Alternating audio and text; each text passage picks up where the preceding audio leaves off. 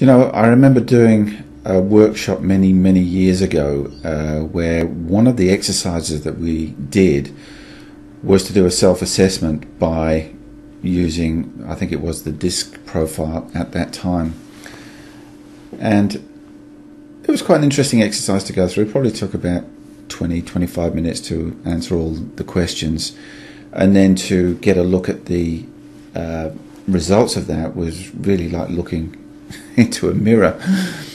But the really interesting part came when Robert Kiyosaki, who was actually running the workshop at the time, he asked the whole room after we'd completed all of this, does anybody have this particular shape of the DISC system, which is D for dominant, I for influential, S for steady, and C for cautious, I think it was at the time.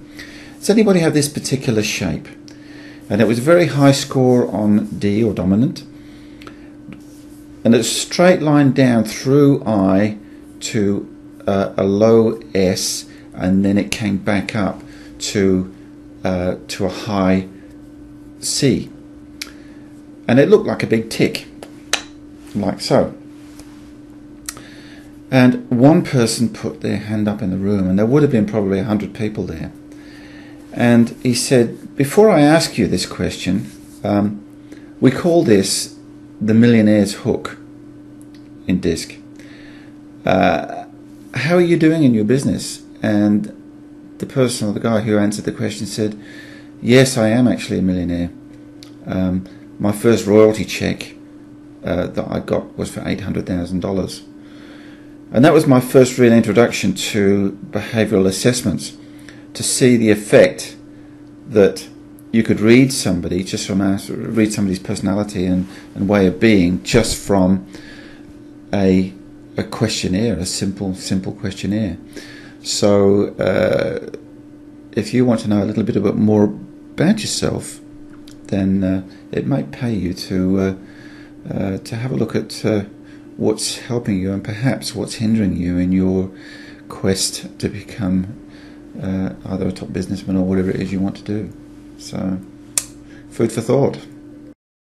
Looking at that story about the DISC system and the story of the millionaire that I just explained, it's interesting. I've worked with a number of highly successful business people, and the interesting thing is that these guys that I've worked with all share those same qualities. They're very high drive. They have a very clear vision of where they want to go, what they're going to do, and how they're going to do it. And they're also very good with their attention to detail. So you combine that, drive with detail. It's a very potent combination.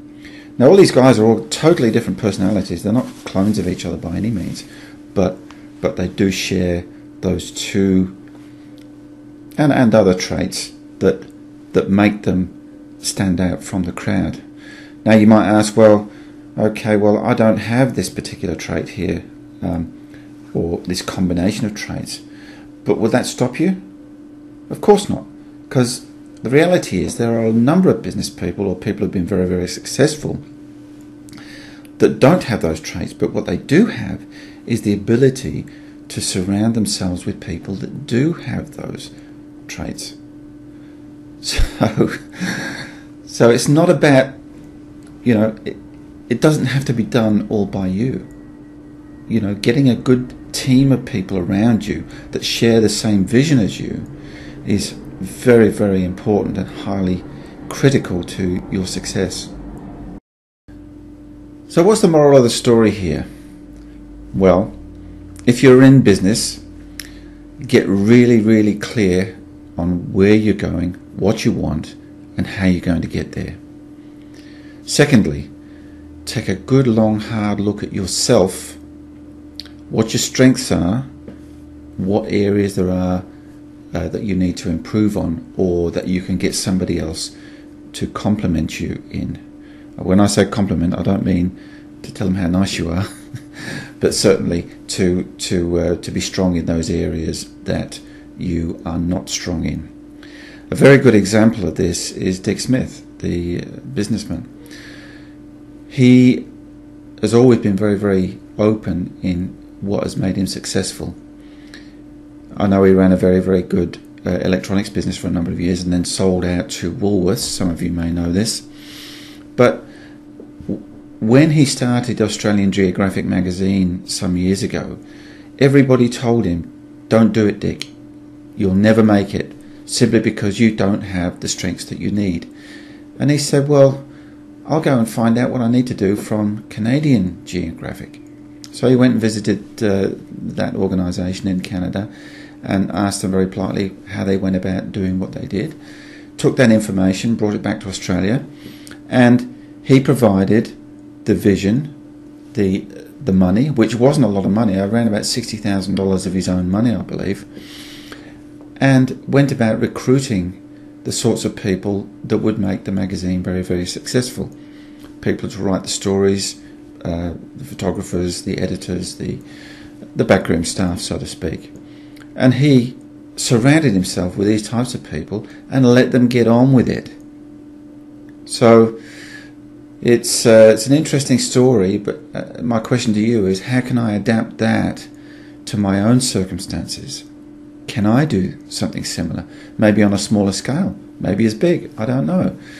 But if you have the willingness, the desire to get ahead and do it, then go for it.